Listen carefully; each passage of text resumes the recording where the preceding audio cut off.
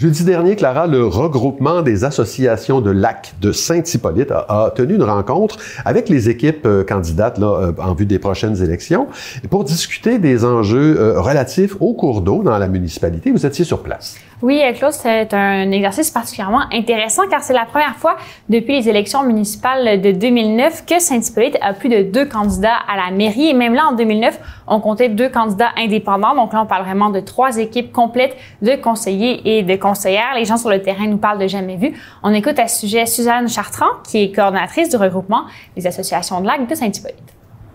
À ma connaissance, c'est une première.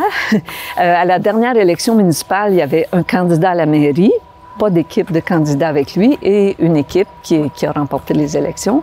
Mais 3 équipes, je pense que ça fait, si ça a lieu, ça fait très longtemps. Oui, donc c'est excitant pour vous, pour le processus justement démocratique. Oui. Moi, je pense que c'est notre démocratie, il faut la respecter, il faut l'encourager. Et quelles sont-elles, ces équipes? Alors, pour ces élections-ci, les électeurs ont le choix entre l'équipe Yves Dagenet, le maire sortant, le collectif Vision citoyenne avec à sa tête Sonia Tremblay, ainsi que l'équipe Isabelle Poulain. Les 2 dernières équipes ont été constituées cette année. On parle de 3 équipes, là, mais il faut juste mentionner que sur le site Internet d'Élections Québec, une 4e équipe est enregistrée, l'équipe Rousseau, mais nous n'avons pas de nouvelles d'eux. L'objectif du regroupement avec cet événement, c'est d'aider les membres des associations de lacs de Saint-Hippolyte à prendre leur décision le 2 novembre prochain. La municipalité compte 63 lacs et 15 associations de lacs actives. Donc, ça fait beaucoup de monde qui ont des préoccupations semblables.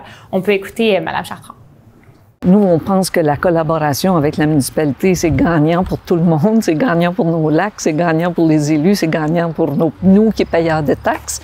Et on demande tellement souvent de travailler en amont et avec rigueur. C'est nos 2 thèmes qui sont connus. Alors, de quoi on a parlé exactement durant cette réunion-là? Alors, chaque équipe avait 1 heure pour répondre aux mêmes questions posées par le regroupement ainsi que par certains représentants des associations de lacs. C'est toutes des questions portant de près ou de loin sur la qualité de l'eau des lacs dans la municipalité. Par exemple, à Saint-Hippolyte, la question des espèces aquatiques envahissantes est un enjeu qui revient souvent. En 2012, on parlait beaucoup des algues bleues et plus récemment de la myriophylle à épis.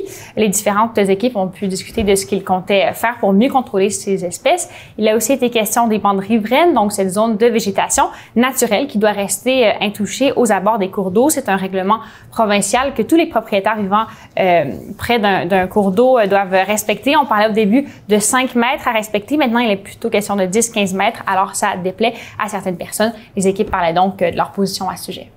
Le règlement de contrôle intérimaire qui est déjà en place à Saint-Hippolyte a fait beaucoup jaser. Oui, exactement. C'est un RCI donc qui vise à laisser du temps au conseil et à la population pour repenser au développement de l'urbanisme dans la municipalité. Les équipes ont pu partager leurs orientations en ce sens, ainsi que sur le plan de conservation déjà en place à Saint-Hippolyte. Le sujet des installations septiques a aussi été soulevé puisqu'une échéance sur la modernisation des équipements a été repoussée par la municipalité. C'est un délai que le regroupement dénonçait. Mme Chartrand a donc pu poser sa question à ce sujet. Finalement, le développement immobilier, qu'il soit résidentiel ou commercial, était aussi un enjeu important de la discussion. On écoute à ce propos Mme Chartrand. On veut voir comment les gens réfléchissent à, oui, accepter des gens qui veulent venir s'établir, mais en même temps en protégeant nos milieux naturels. Alors, comment on a un équilibre qu'on peut rejoindre dans ces 2 aspects-là? Voilà pour ce qui est des enjeux dont il a été question. Claude, les préoccupations des citoyens présents tournaient aussi autour de la préservation des milieux humides et de la patrouille nautique qui veille à ce que les règlements soient bien respectés sur les plans d'eau durant l'été. C'est de la sécurité communautaire, mais certains élus et citoyens s'entendaient pour dire que la surveillance était parfois un peu trop stricte.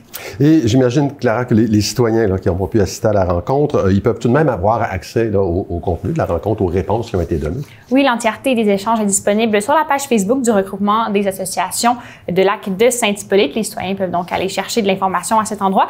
Il y aura aussi d'autres exercices démocratiques auxquels les différentes équipes candidates à Saint-Hippolyte auront la chance de se prêter. Le journal communautaire Le Sentier tiendra un débat des chefs le 7 octobre et ici même à Télé-VBL, nous diffuserons nos entrevues avec les candidats à la mairie à partir du 26 octobre. Dernier petit fait intéressant, Saint-Hippolyte est la municipalité des Basses-Laurentides dont le taux de participation aux élections municipales est le plus bas. C'est une personne sur 5 aux dernières élections qui sont allées aux urnes, donc Mme Chartrand. Et le regroupement espérait que ce genre de rencontre puisse sensibiliser les citoyens aux enjeux de leur municipalité et les encourager à faire partie de la décision le 2 novembre prochain.